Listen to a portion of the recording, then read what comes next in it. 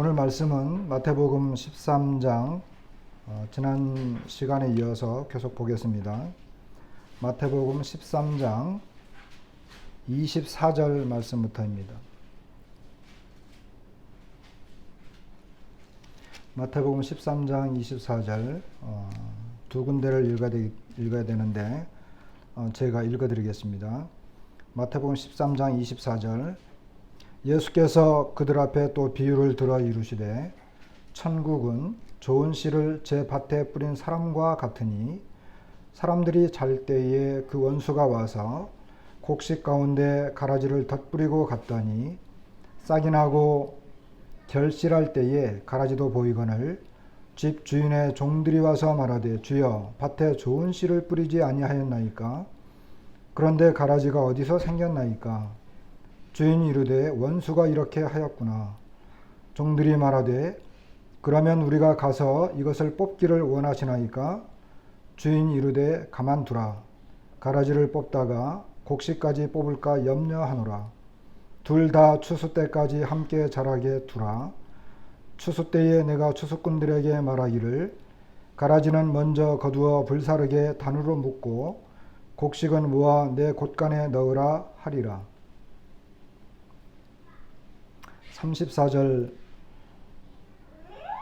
예수께서 이 모든 것을 무리에게 비유로 말씀하시고 비유가 아니면 아무것도 말씀하지 아니하셨으니 이는 선지자를 통하여 말씀하신 바 내가 입을 열어 비유로 말하고 창세부터 감추인 것들을 드러내리라 함을 이루려 하심이라.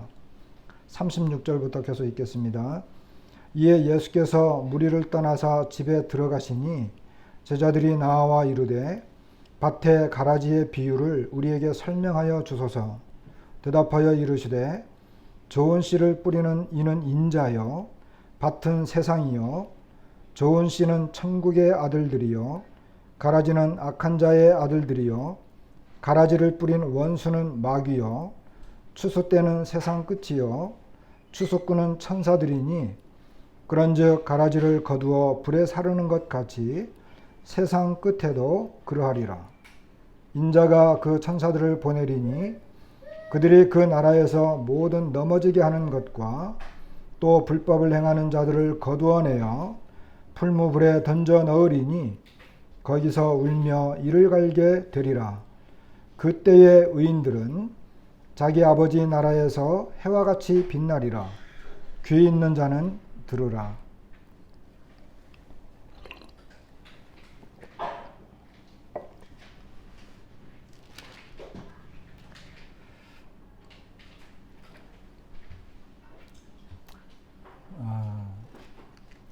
한 구절만 더 읽을까요? 우리 지난주에 읽었던 말씀인데 13장 10절입니다.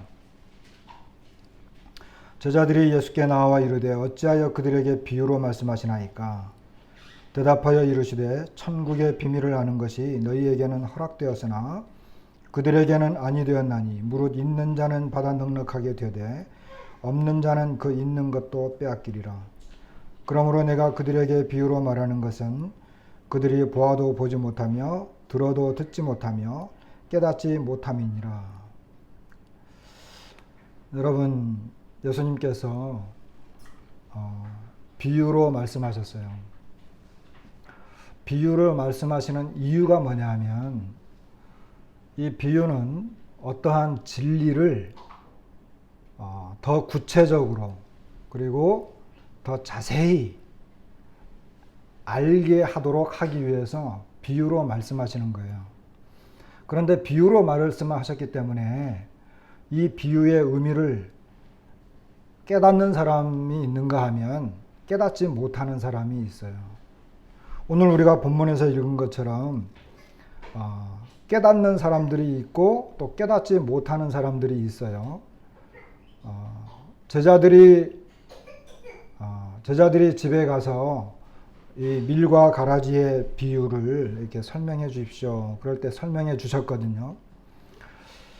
여러분, 우리 주님께서 말씀하신 것처럼 여기 있는 자는 받아 넉넉하게 되고 없는 자는 그 있는 것도 빼앗기리라. 하나님의 진리와 하나님 말씀의 풍요로움 그리고 이 주님을 알아가고 또 주님으로 말미암아 풍성한 삶을 사는 사람들은, 그리고 그 말씀을 깨닫는 사람들은 점점 더 풍성한 삶을 살지만, 그러나 하나님의 말씀을 깨닫지 못한다든지 하나님의 말씀을 별로 이렇게 좋아하지 않고 하나님의 말씀을 보지 않는다고 한다면 여러분의 마음, 우리의 마음이 편한 것이 아니라 오히려 우리는 점점 더 가난해지는 것입니다. 이것이 주님의 말씀의 진리예요. 그래서 성경을 보고 주님을 배우는 이유는 그런 사람들은 점점 더 풍성해지기 때문에 그렇습니다. 그럼 보지 않으면 본전이냐? 그렇지 않고 오히려 뭐라고요? 더 손해다라고 하는 거예요. 우리는 쓰지 않으면 본전은 되지만, 그런 경우도 있지만, 그러나 하나님 나라는 그렇지 않아요. 하나님의 나라는 있는 자는 점점 가지게 되고 없는 자는 그 있는 것마저도 빼앗기는 거예요. 그래서 우리가 기도하지 않고 말씀 보지 않고 성도들하고 교제하지 않고 이 영적인 삶을 살지 않으면 어떻게 된다고요? 그 있는 것마저도 빼앗긴다는 거예요. 비참한 삶을 살게 된다고 하는 것입니다. 그냥 영적인 삶이 유지되는 게 아니라 점점 빼앗기게 된다라고 하는 거예요. 이 비유로 설명하시는 이유는 이스라엘 백성들이 하나님의 말씀, 우리 주님의 말씀을 듣기를 원하지 않았어요. 그러면 이스라엘 백성들이 주님의 말씀을 듣지 않았기 때문에 그들은 그 상태를 유지했을까요? 그렇지 않아요. 주님의 말씀을 듣지 않았고 무시하게 되었을 때 그들의 결과는 굉장히 비참해졌습니다. 그리고 그들의 결말은 참담했어요. 결국 그 나라가 패망했거든요. 이제 이런 걸 보게 된다고 한다면 우리가 주님을 대하는 태도와 그리고 주님의 말씀 앞에 어떠한 자세로 살아야 되는지를 잘 알게 됩니다. 오늘 본문은 유명한, 우리가 지난 시간에는 네 가지 밭에 대해서 우리가 들었잖아요. 네 가지 밭 생각나시죠? 씨를 뿌렸는데 옛날 이스라엘 사람들은 이런 그 주머니에다가 이렇게 주머니에 씨를 넣어 가지고 다니면서 이렇게 뿌렸어요. 그러니까 사람들이 이렇게 다니는 길도 있어요. 그러니까 씨를 뿌리다 보면 주머니에 있는 걸 뽑아 가지고 이렇게 툭툭 던지다 보면 제일 먼저 어디 떨어진다? 길가에 떨어진다. 그 다음에 어떤 밭은, 이스라엘은 이제 이런 돌들이 많잖아요. 근데 돌이라고 표현됐지만 그 밑에 뭐라고요? 안반, 제주도 말로는 빌레, 거기에 떨어지기도 하죠. 그리고 어떤 경우는 가시떨기에 떨어지기도 하고 어떤 경우는 좋은 밭에 떨어질 때 여러 가지 열매를 맺는다, 이런 말씀을 했습니다. 여러분의 마음의 밭은 어떤 밭입니까?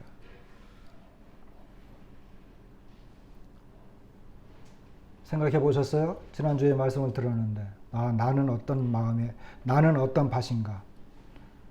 구원받은 밭은 어떤 밭이라고 했죠?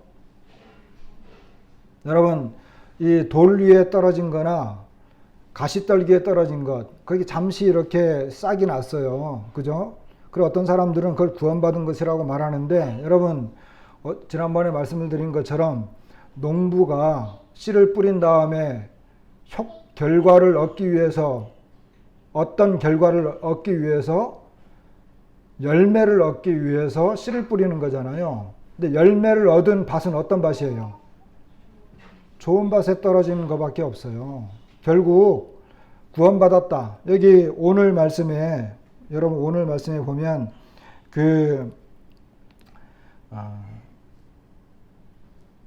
가라지는 먼저 거두어 불사르게 단으로 묶고 곡식은 모아 내 곳간에 넣으라. 30절 말씀이거든요. 곡간에 들어가는 것은 곡식밖에 없습니다. 열매밖에 없어요. 그러니까 이 돌밭이나 가시떨기에 있는 것은 구원받은 게 아니에요.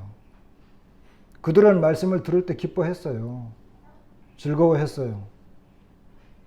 그러나 말씀으로 인해서 박해나 환난, 그리고 이 세상의 유혹, 재물의 유혹, 향락 이런 것들 때문에 말씀이 막혀서 결국 열매를 못 맺었어요. 구원받지 못한 것입니다. 우리는 이와 같은 것들을 잘 파악해야 되는데, 지금 이 주님은 이것을 제자들에게 설명해 줄 때는 제자들이 좋은 밭에 뿌려졌을 때 열매를 맺는구나, 천국의 진짜 맛이 여기에 있구나 하는 것을 제자들은 아마 깨달았을 거예요. 왜? 이 비유가 그렇게 어려운 비유가 아니거든. 깨달아서 설명해 줬을 때 이해하는 사람들은 어려운 비유가 아니었어요. 그냥 천국이 어떤 것인가를 알았던 거예요. 30배, 60배, 100배 맺는구나, 이런 거였거든요. 자, 오늘 본문, 서두가 좀 길었는데, 오늘 본론은 뭐 이렇게 쉬워요.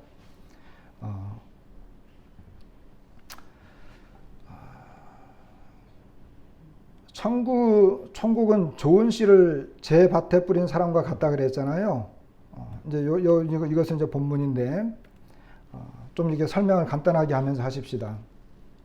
천국은 좋은 씨를 자기 밭에다가 뿌린 사람과 같다는 거예요. 여러분에게 밭이 있어. 그러면 그 밭에 이제 농사를 해야 돼. 농사를 해야 돼요.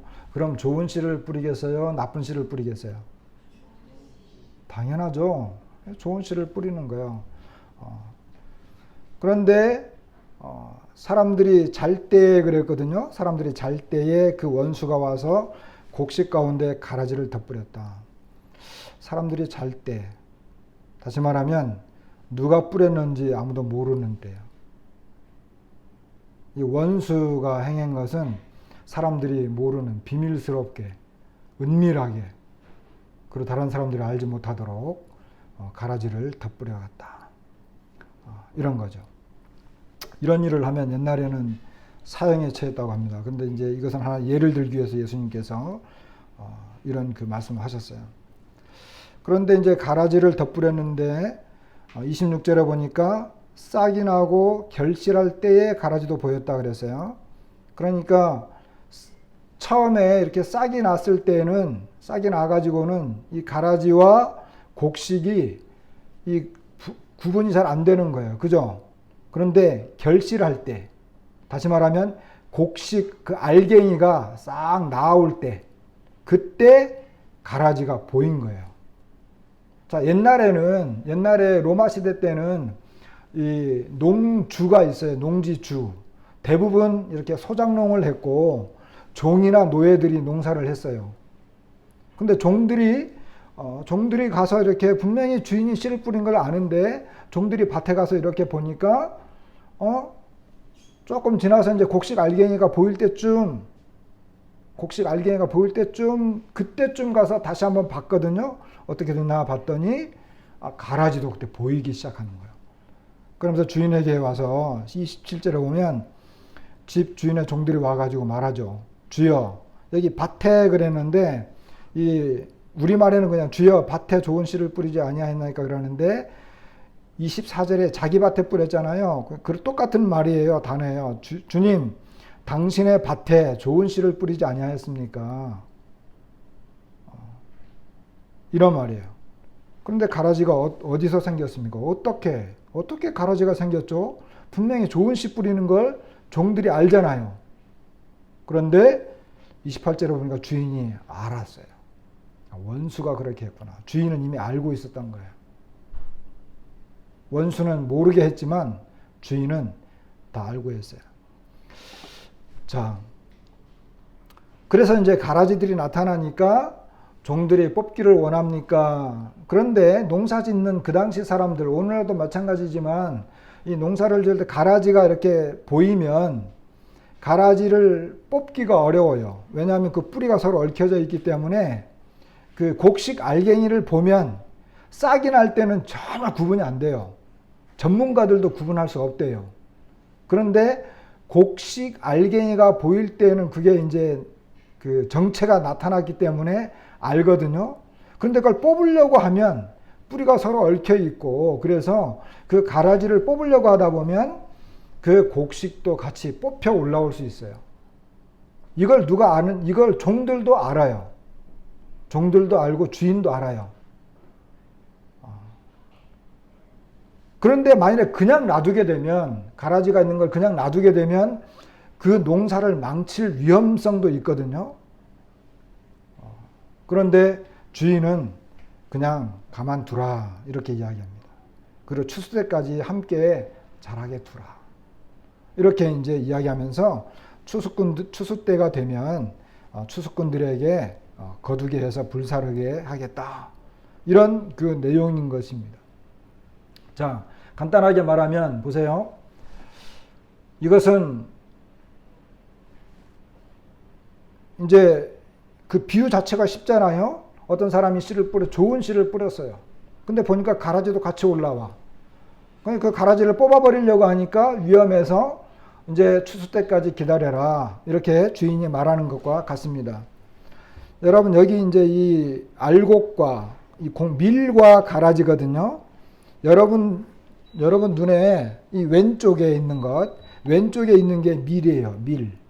그리고 오른쪽에 있는 것이 가라지입니다. 약간 비슷하지만 약간 다르죠. 근데 이것이 싹이 날 때는 몰라요.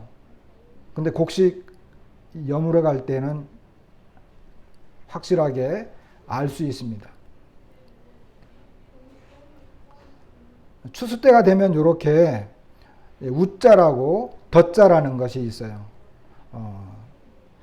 어떤 책에는 이 밀이 더 크는 경우도 있대요. 가라지보다.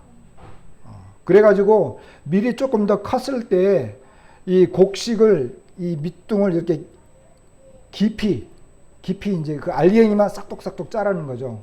그러면 이제 이 곡식 알갱이만 그 싹둑싹둑 잘라가지고 그것은 따로 놔두고 나머지는 한꺼번에 비워가지고 이제 그 불사르도록 그렇게 하기도 한답니다. 자, 왼쪽에 있는 것이 밀이고 그 오른쪽에 있는 게 독보리예요. 독보리. 이제 우리 성경에는 가라지로 나와 있잖아요. 이것이 이제 독보리인데 이 독보리도 이제 그 열매가 있어요. 열매가 있는데 이것을 먹게 되면은 이런 구토 현상 그리고 어떤 이런 현기증 이런 것들이 막 나타난대요. 이걸 먹으면 안 되는 거죠. 그런데 여기 이제 오른쪽에 있는 그림도 왼쪽에 있는 것이 밀이고 오른쪽에 있는 것이 그 독보리입니다. 이와 같은 것들이 밭에 함께 자라난 거예요. 이거에 대해서 이제 예수님께서 우리가 오늘 본 것처럼 36절부터 이제 계속해서 이제 해석을 해주는 거죠. 자, 좋은 씨를 뿌리는 자는 인자다. 여기 인자는 누굴까요? 예수님이에요. 예수님, 인자, 사람의 아들이라고 하는 거잖아요. 인자, 예수님이죠. 예수님께서 좋은 씨를 뿌렸어요. 좋은 씨. 예수님이 뿌린 것이 좋은 씨죠. 나중에 이제 설명이 나오는데 예수님은 옛날에 이사야서에 보면은 하나님께서 이스라엘 백성들에게 이제 그 책망하시면서 내가 극상품 포도나무를 심었다. 하나님께서 이 세상에 이스라엘 민족이라고 하는 이 민족을 심을 때에도 하나님은 가장 좋은 이 포도나무를 심었어요. 나중에 이제 결국 그들이 잘못돼서 들포도를 맺었는데 그거에 대해서 하나님이 책망하시죠. 그런데 예수님께서 이 땅에 오셨을 때 이 세상에도 천국의 비유를 말하는 거기 때문에 가장 좋은 씨를 뿌렸어요. 근데 그걸 뿌린 사람이 누구냐 하면 바로 예수님이에요. 예수님께서는 이 세상에 좋은 씨를 뿌렸어요. 이게 이제 37절에 나오는 것이고 그 다음에 38절에 보니까 밭은 세상이요 그랬잖아요. 밭에다가 좋은 씨를 뿌린 거죠. 근데 이 밭은 세상이다. 그리고 좋은 씨, 여기 좋은 씨가 나오네요. 좋은 씨는 천국의 아들들이요. 가라지는 악한 자의 아들들이요. 이렇게 이야기했어요. 그러니까 밭이 세상이기 때문에 세상에는 예수님께서 좋은 씨를 뿌린 천국의 아들들이 있는가 하면 그 다음에 가라지, 악한 자의 아들들도 함께 세상에 있는 거예요.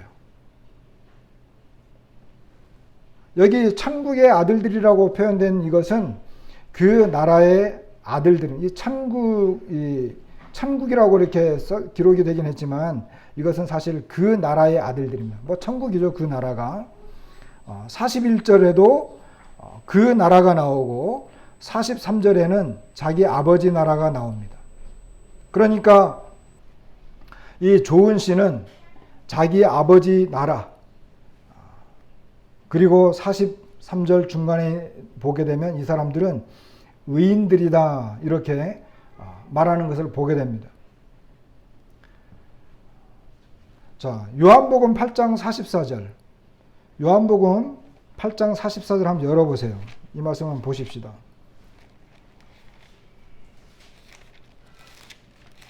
몇 군데 말씀은 좀 직접 찾아볼게요. 요한복음 8장 44절에 보면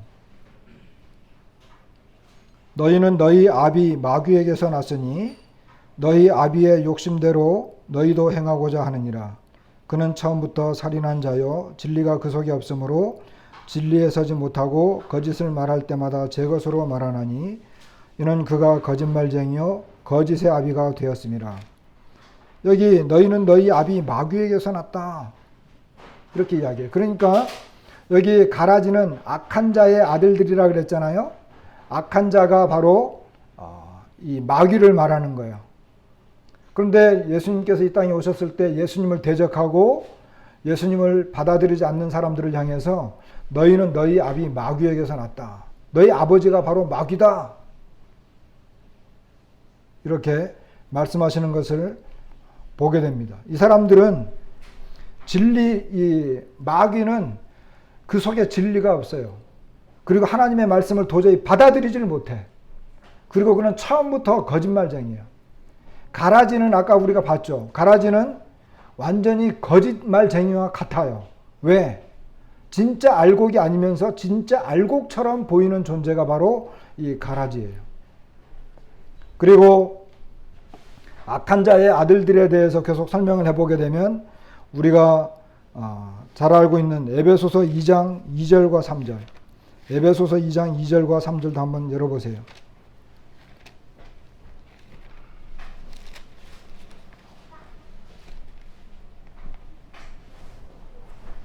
에베소서 2장 2절과 3절에 보면 그때라고 하는 것은 아직 구원받기 전에를 말하는 것입니다. 아직 죄 가운데 있을 때, 죄사함 받지 못하고 하나님과 관계가 없을 때 너희는 그 가운데서 행하여 이 세상 풍조를 따르고 공중의 권세 잡은 자를 따랐으니 곧 지금 불순종의 아들들 가운데서 역사하는 영이라. 불순종의 아들들, 악한 자의 아들들입니다.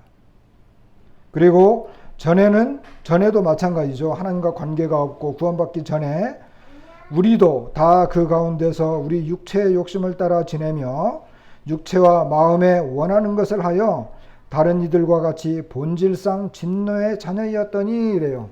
여기 본질상 진노의 자녀. 이게 바로 마귀의 자녀들, 그리고 악한 자의 아들들, 똑같은 이런 사람들을 말하는 것입니다. 자, 마지막으로 요한일서 3장을 열어보십시다. 요한일서 3장. 요한일서 3장 10절 말씀을 읽어볼게요. 요한일서 3장 10절. 이러므로 하나님의 자녀들과 마귀의 자녀들이 드러나나니 무릇 의를 행하지 아니하는 자나 또는 그 형제를 사랑하지 아니하는 자는 하나님께 속하지 아니하니라. 여기 하나님의 자녀들과 마귀의 자녀들이 드러났습니다. 드러난 거예요. 어떻게 드러나느냐? 의를 행하지 아니하는 자, 형제를 사랑하지 아니하는 자는 하나님께 속하지 아니하다. 다시 말해서 의를 행하지 아니하고 형제를 사랑하지 아니하는 자는 하나님께 속하지 아니했다. 보세요.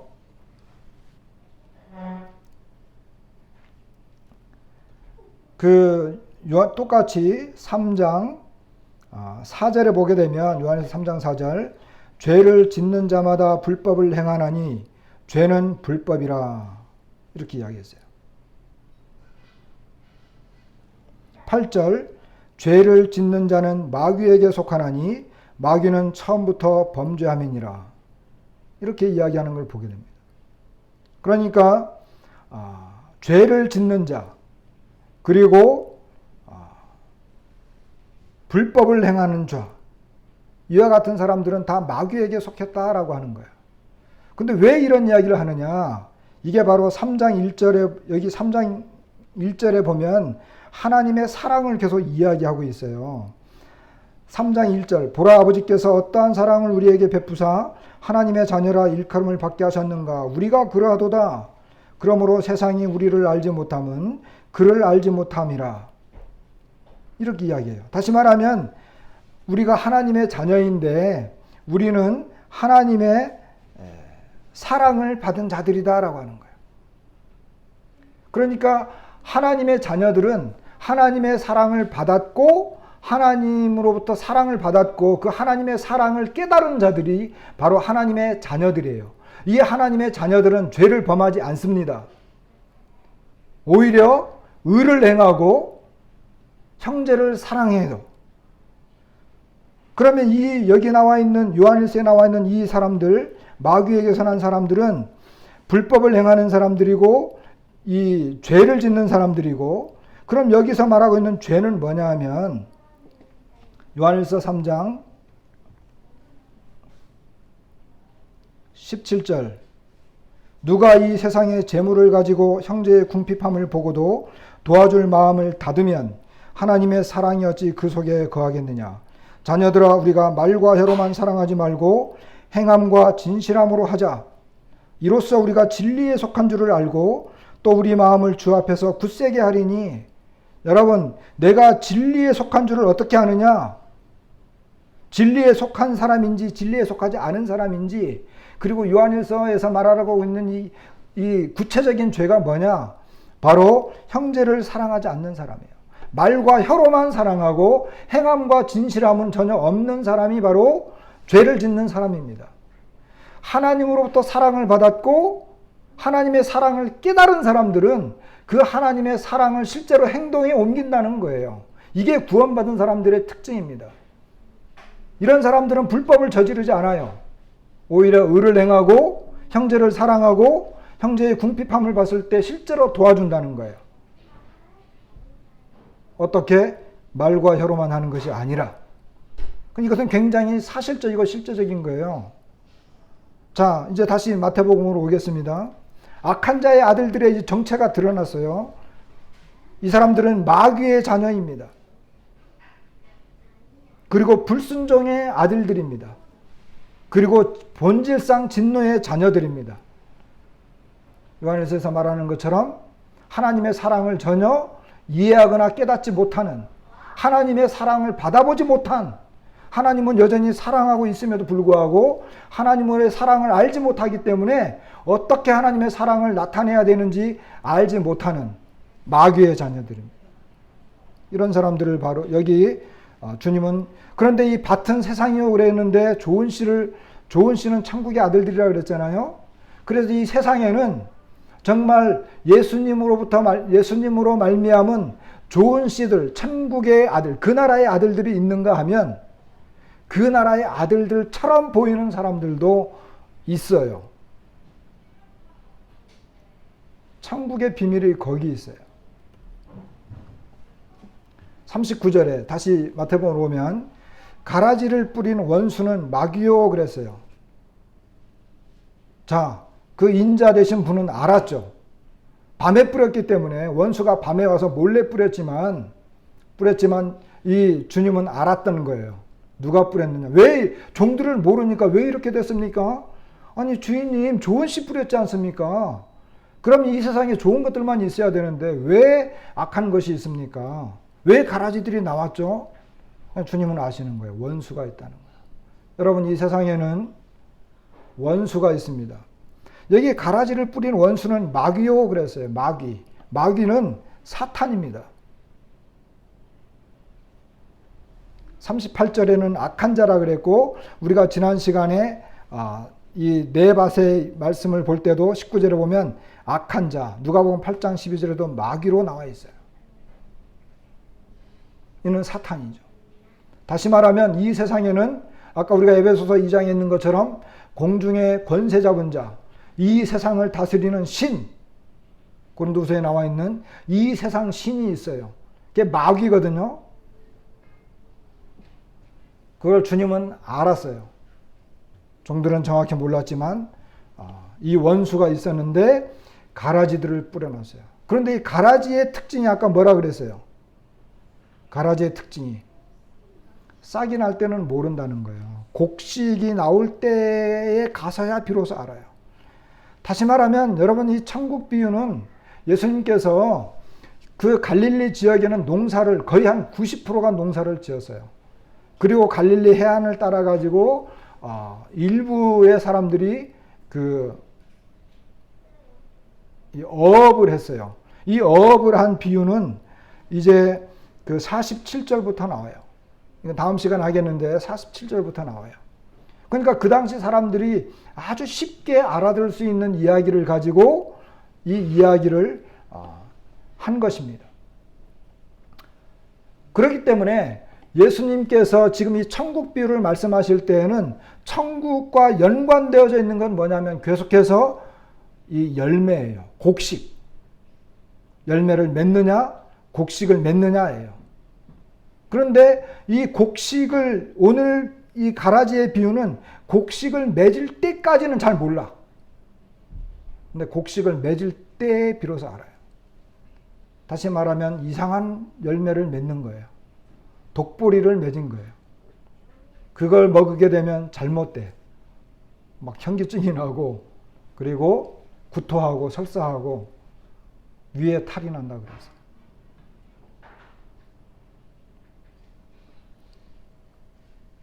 그래서 우리가 살아가고 있는 이 세상은 아이러니하게도 예수님의 이런 말씀이 전파되어져서 예수님은 계속해서 좋은 씨, 다시 말하면 천국 복음을 뿌리죠. 그렇게 해서 거듭나는 사람들이 있어요. 이런 사람들이 있는가 하면 원수가 뿌린 것도 있어요. 여기 특별히 원수, 마귀가 뿌린 것은 그냥 일반적으로 무작위하게 믿지 않는 이런 사람들이 아니에요. 왜? 원수가 뿌린 거이기 때문에. 그 원수가 뿌린 것 중에 우리가 가장 조심해야 되고 위험스러운 게 뭐냐 하면 아주 비슷한 거예요. 기독교인이라고 하는데 기독교인이 아닌 사람들. 예수님이라고 하는 말을 입에 달고는 사는데 정말 예수 그리스도를 믿는 사람은 아니에요. 이런 사람들이 이 세상에 같이 공존하고 있다는 거예요. 그러니까 이 구분하기가 어렵죠. 언제 구분이 되느냐? 어떻게 구분이 되느냐? 뭘 보고 안다고요? 뭘 보고 알까요? 결국은 열매를 보고 아는 것입니다. 열매. 열매가 나타나기 전까지는 구분하기가 너무 어렵다는 거예요. 자, 쭉 보십시다. 추수 때는 세상 끝이요 추수꾼은 천사들이니라. 여기 유대인의 유대인들의 전통 책들에 보면 여기 뭐 에스라 제4서라든지 바룩 2서라든지 그리고 이제 우리 이사야서 32장, 예레미야, 호세야 이런 데 보면 이 추수와 세상 끝이 연관되어져 있는 이런 말씀들이 있어요. 그러니까 추수 때는 세상 끝이죠. 그리고 추수꾼은 천사들이다. 이런 말씀을 하셨습니다. 다시 말하면 자, 추수 때가 언젠가 오죠.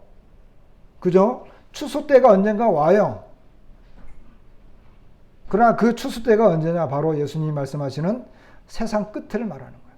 세상 끝에 가서 이제 주님이 추수꾼을 보내가지고 그들을 추수하겠다 이렇게 말씀하신 거죠. 자, 41절 말씀을 보게 되면 인자가 그 천사들을 보내리니 그들이 그 나라에서 모든 넘어지게 하는 것과 또 불법을 행하는 자들을 거두어내요. 여기 이 천사들을 보내게 되면 천사들이 그 나라에서 이 천국 비유를 통해서 보여주는 이런 천국, 아직 주님이 가시적으로 나타나지 않았지만 이제 그 가시적으로 나타날 때쯤 해가지고 천사들이 와가지고 그 나라에서 모든 넘어지게 하는 것과 또 불법을 행하는 자들을 거두어내겠다, 이렇게 말씀하시는 걸 보게 됩니다. 여기 넘어지게 하는 것, 사실 이 넘어지게 하는 것은 앞에 비유에서도 이야기했어요. 앞에 비유에서 길가에 뿌렸더니 공중의 새들이 왔어요. 근데 이 공중의 새를 주님이 해석하면서 악한 자다, 돌밭에 뿌려졌더니 해가 팍 내리쬐어 가지고 흙이 없고 그 뿌리가 없기 때문에 금방 말랐는데 이것은 환난과 박해다, 말씀으로 인한 환난과 박해다. 가시떨기에 뿌려졌다는 것은 세상의 염려, 재물의 유혹, 향락. 여기 공중의 새, 해, 가시, 이와 같은 것들은 다 이 열매를 맺지 못하도록 넘어지게 만드는, 다시 말해서 방해하는 요소들입니다. 물론 잘못된 곳에 뿌려지지만 열매를 맺지 못하도록 넘어지게 하는 이와 같은 요소들이죠. 악한 자라든지 환난과 박해, 세상의 염려, 재물의 유혹, 향락, 이와 같은 것들은 결국은 열매를 맺지 못하도록 방해하고 우리로 하여금 믿음을 갖지 못하도록 넘어지게 하는 요소들입니다. 이런 것 때문에 믿지 못하는 사람들이 많아요. 그리고 이런 것 때문에 믿는 것처럼 보이지만 믿지 않는 사람들이 많아요. 우리나라는 환난이나 박해라든지 이런 것은 많이 없지만 가시떨기는 많이 있죠. 세상의 염려, 재물의 유혹, 향락, 이런 것 때문에 믿고는 싶은데 믿지 못하는 사람들이 많아요. 그리고 믿는다고 하면서도 여전히 이와 같은 것들을 똑같이 즐기는 사람들이 많이 있어요. 그래서 얼핏 볼 때는 저 사람은 교회 다니는 사람, 그런데 구원받지 못한 사람이에요. 요 넘어진다고 하는 것, 여기 넘어진다라고 하는 것에 대해서 조금 제가 사전을 찾아봤어요. 이 스칸달라라고 하는 단어거든요, 헬라어로. 근데 이것은 죄에 짓도록 유혹해서 멸망을 자초하는 것을 말합니다. 그 다음에 마태복음 16장 23절에 베드로가 주님 그러면 안 됩니다. 주님이 내가 이제 십자가에 못 박힌다 그러니까 주님이 막 말리잖아요. 인간적인 생각을 하나님의 뜻에 대립시켜서 사탄의 도구로 행동한 거예요. 그러니까 하나님의 뜻에 대적하는 인간적인 생각, 이것도 넘어지게 하는 거예요. 그 다음에 마태복음 18장 7절에 보면 실족하게 하는 자가 없을 수는 없지만 실족하게 하는 자는 실족하게 하는 자들에 대해서, 이거는 믿음을 저버리도록 하는 유혹, 시험, 여기에 대해서 사용되어진 단어입니다. 넘어지게 한다라고 하는 것. 그러니까 죄를 짓게 한다든지 아니면 하나님의 뜻에 대적을 한다든지, 그리고 어떤 믿음을 갖지 못하도록 그 유혹하는 것, 이 모든 것들이 넘어지게 하는 것에 해당되는 것입니다. 사도 바울도 이 표현을 썼어요. 다시 말해서 죄를 짓게 하는 것, 그리고 거짓 교사들이라든지 사단의 활동을 통해서 이 교회를 위태롭게 하고, 그리고 올바른 교훈에서 떨어져 나가도록 유혹하는, 그리고 교회가 일치되지 못하도록 하는 이 모든 것들이 넘어지게 하는 것입니다. 이런 것들이 바로 이 사탄의 영향을 받아서 나온 것들입니다. 이와 같은 것들은 오늘날 많이 볼 수 있어요. 이것은 보지 않겠고. 자, 그래서 이 사탄의 영향, 그러니까 그 나라에서 모든 넘어지게 하는 것, 그리고 불법을 행하는 자, 이와 같은 것들에 대해서 구약에서는 스바냐가 이런 이야기를 했습니다. 여호와께서 이르시되 내가 땅 위에서 모든 것을 진멸하리라. 내가 사람과 짐승을 진멸하고 공중의 새와 바다의 고기와 여기 거치게 하는 것과 악인들을 아울러 진멸할 것이다. 하나님께서 이 마지막 때에, 이 세상 마지막 때에 이 거치게 하는 것, 악인들을 아울러서 진멸하겠다.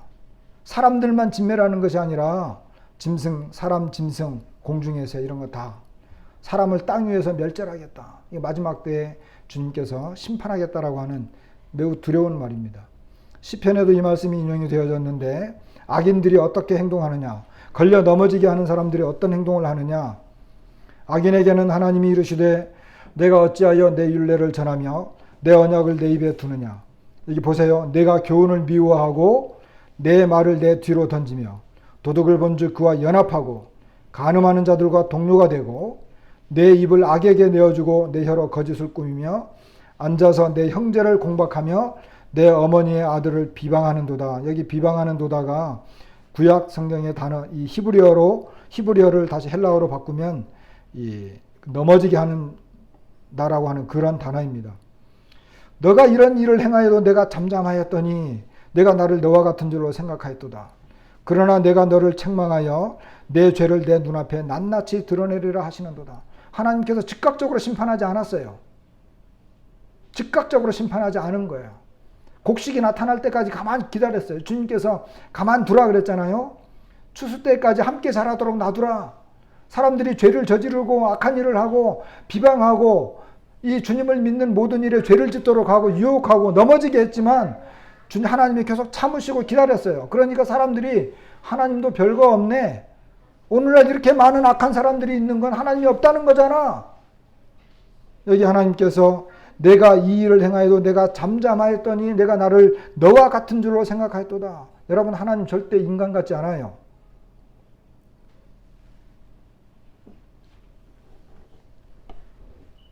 그래서 심판하시겠다고 하는 것입니다.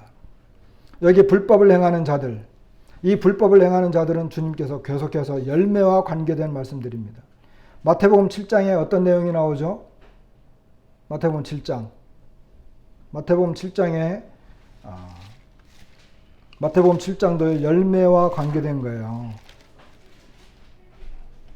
여기 보면 그들의 열매로 그들을 알지니 16절에 가시나무에서 포도를 또는 엉겅퀴에서 무화과를 따겠느냐.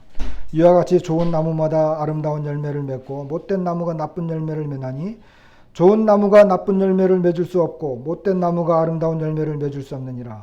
아름다운 열매를 맺지 아니하는 나무마다 찍혀 불에 던져지느니라. 이러므로 그들의 열매로 그들을 알리라.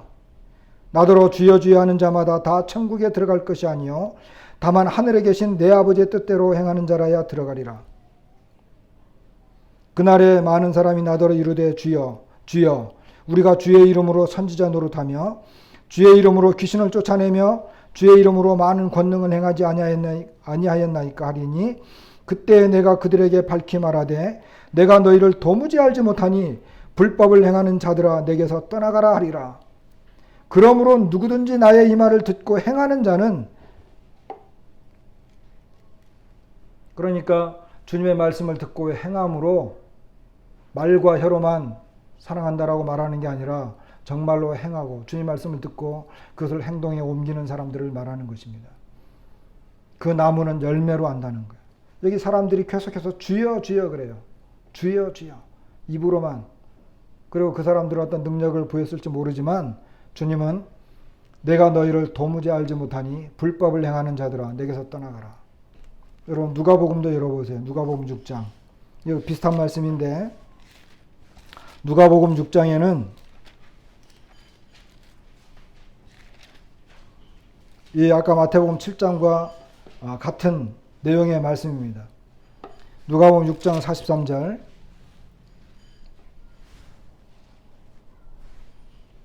못된 열매 맺는 좋은 나무가 없고 또 좋은 열매 맺는 못된 나무가 없느니라. 나무는 각각 그 열매로 아나니 가시나무에서 무화과를 또는 찔레에서 포도를 따지 못하느니라. 맞죠? 가시나무에서 무화과를 딸 수 없잖아요. 찔레에서 포도를 따지 못하죠. 못된 열매 맺는 좋은 나무가 좋은 열매를 맺고 못된 나무가 못된 열매를 맺는 거죠. 46절. 너희는 나를 불러 주여 주여 하면서도 어찌하여 내가 말하는 것을 행하지 아니하느냐. 내게 나와 내 말을 듣고 행하는 자마다 누구와 같은 것을 너희에게 보이리라. 여기 나와 있는 반석은 우리 주님을 의미한다라고 보통 사람들이 말을 합니다. 그러니까 여기 있는 말씀도 마찬가지로 내게 나와 내 말을 듣고 행하는 자마다 그랬어요. 그러니까 여기 불법을 행하는 자들은 하나님의 말씀과 전혀 관계가 없는 사람들을 말해요. 주님이 아무리 이야기하고 가르치고 설명해도, 그리고 주님이 아무리 자신의 능력을 나타내 보여도 전혀 무관심한 사람들을 말하는 거예요. 주님이 마지막 그날에 내가 너희를 도무지 알지 못하겠다 이렇게 말씀하세요. 불법을 행하는 자들아 내게서 떠나가라. 이 사람들도 마찬가지예요. 알곡과 아주 유사한 행동을 해요. 그런데 그 열매가 달라. 열매가 달라. 이 사람들이 하는 행동, 나더러 주여 주여 했잖아요. 그리고 선지자 노릇도 하고 귀신도 쫓아내고 능력도 행하고 뭔가 굉장히 종교적인 행위가 굉장히 보여요. 돋보여요. 오늘날 이런 능력을 행하는 많은 사람들이 있는데 그런 사람들 주변에 많은 사람들이 몰려들어요.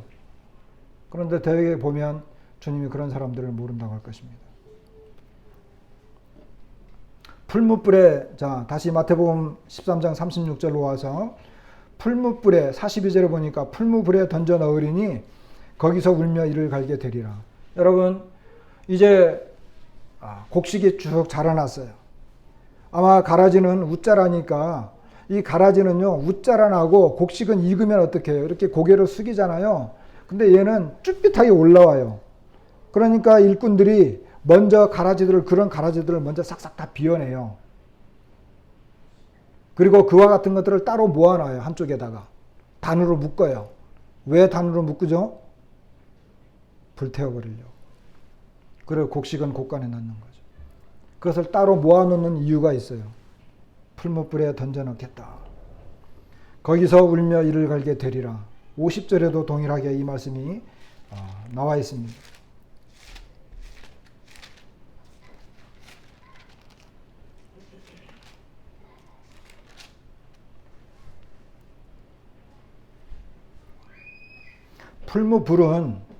이 풀무불은 마태복음 5장 22절에는 지옥불, 마태복음 18장 8절에는 영원한 불, 바로 그 다음 절 9절에는 지옥불, 마태복음 25장 41절에는 예비된 영원한 불.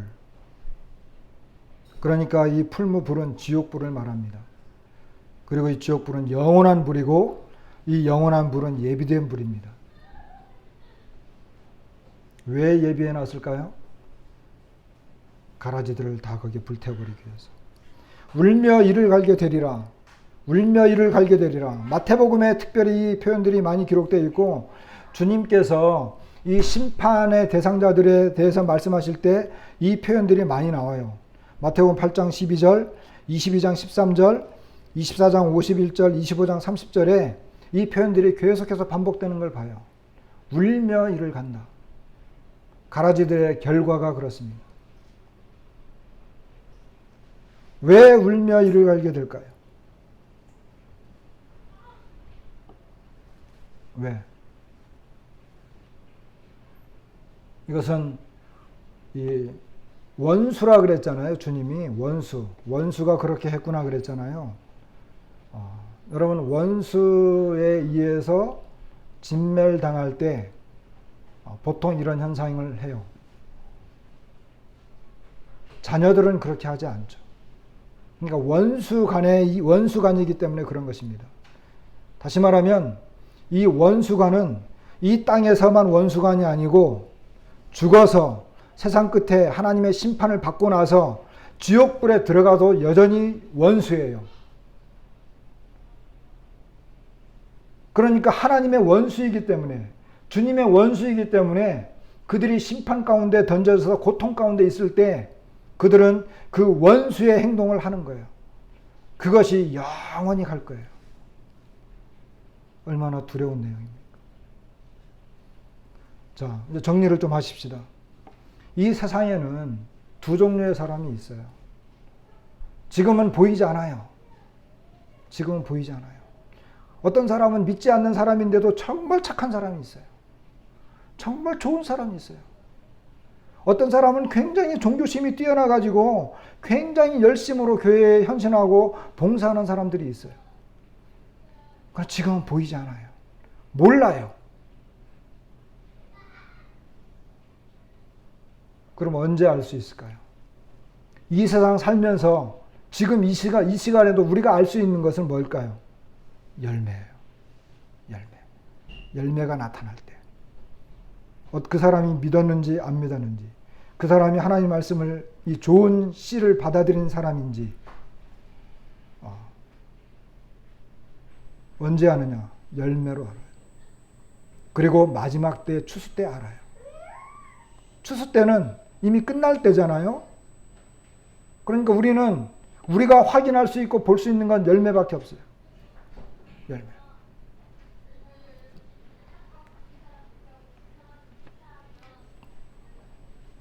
그렇기 때문에 우리는 우리의 삶을 다시 한번 살펴봐야 됩니다.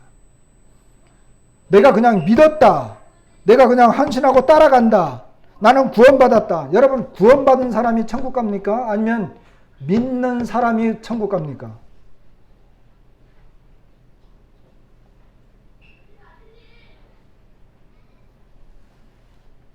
어떤 때는 구원받았다라고 말하는데 그 사람이 지옥 가도 전혀 이상하지 않은 경우도 있어요. 매우 심각한 말이죠. 왜 이런 말을 하느냐? 열매를 보고 하는 거예요. 열매를. 열매는 전혀 아닌데 열매인 것처럼 해. 그게 바로 가라지예요.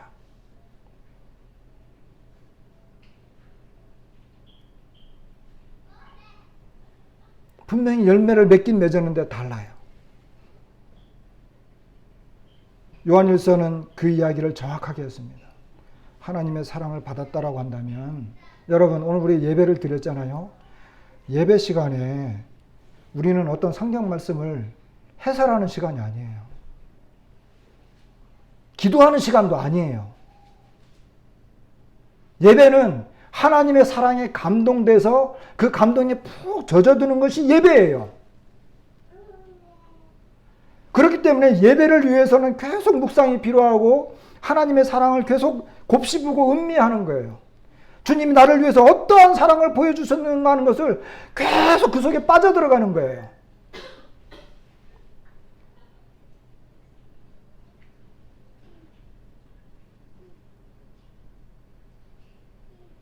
그렇기 때문에 이 진정한 예배, 그리고 나의 삶 속에서 어떠한 열매들이 맺혀지는가, 이런 것들은 내 자신이 어떠한 사람인가를 분명하게 드러내는 거죠. 오늘날은 유사하고 비슷한 것들이 우리 주변에도 많고 우리 안에도 있을 수 있어요.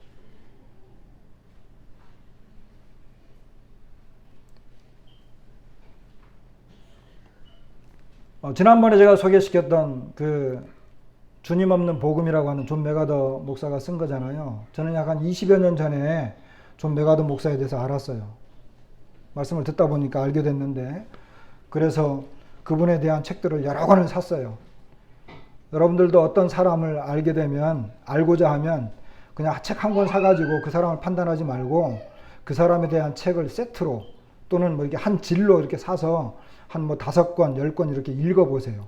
그래야지 그분이 왜 그 말을 주장하는지, 왜 그런 표현을 하는지 이해할 수 있고, 이렇게 할 수 있어요. 근데 그분이 이런 말을 했어요. 자기가 자기 교회에 이렇게 부임하면서 얼마 지나지 않아가지고 마태복음을 강해했대요. 마태복음을 강해하면서 계속해서 주제권 복음을 전했다고 합니다. 저는 주제권 복음을 지금 이 시간에 옹호하려고 하는 게 아니에요. 저는 그분의 사역을 이야기하는 거예요. 그러면서 이 주제권에 관한 것을 계속 강조를 했고, 마태복음을 쭉 강의를 했대요. 30년, 40년이 지났어요. 그런데 그렇게 그 마태복음 강의를 한 다음에 성도들이 변하기 시작했다고 합니다. 성도들이 헌신적이 되었고, 그들의 믿음의 진실성이 보이게 되었고, 그리고 그 사역은 30년이 지난 다음에도 계속해서 그것이 이어졌다고 합니다. 저는 그 내용을 읽으면서 감사가 됐어요. 저는 주제권 복음을 그렇게 옹호하는 사람은 아니지만 하나님의 말씀을 그렇게 분명하고 강력하게 증거했을 때 그 성도들이 든든히 서갔구나. 그리고 오늘날에는 가짜도 참 많구나. 그 가짜가 많은 거에 대해서 제가 실망하지 않기로 했습니다. 왜? 사실이기 때문에. 그래서 위로를 받은 거예요.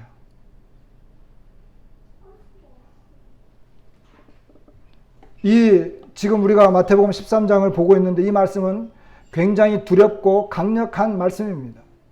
여러분, 저나 여러분들이나 어떤 밭이냐? 그리고 나는 정말 곡식이냐 가라지냐? 우리가 다음 시간에 이야기할 것입니다. 그물을 던졌는데 물고기들이 잡혔어요. 좋은 것은 놔두고 그리고 나쁜 물고기는 버린다 그랬어요. 그럼 좋은 물고기냐 나쁜 물고기냐? 둘밖에 없는 거예요. 우리 교회 안에 있다고 해서 안전한 게 아니에요. 그럼 뭘로 판단하느냐? 주님이 판단하죠. 마지막에. 그건 마지막이니까 주님이 판단하는 거예요. 그러나 지금은 열매를 보고 한다는 거예요. 열매가 있느냐 없느냐. 그거밖에 없어요. 이건 두려운 말씀이죠. 다시 한번 저 자신 그리고 우리 성도님들 자신을 돌아보고 내가 과연 주님을 믿는 사람인지 다시 한번 생각해 보시기 바랍니다. 말씀을 마치겠습니다.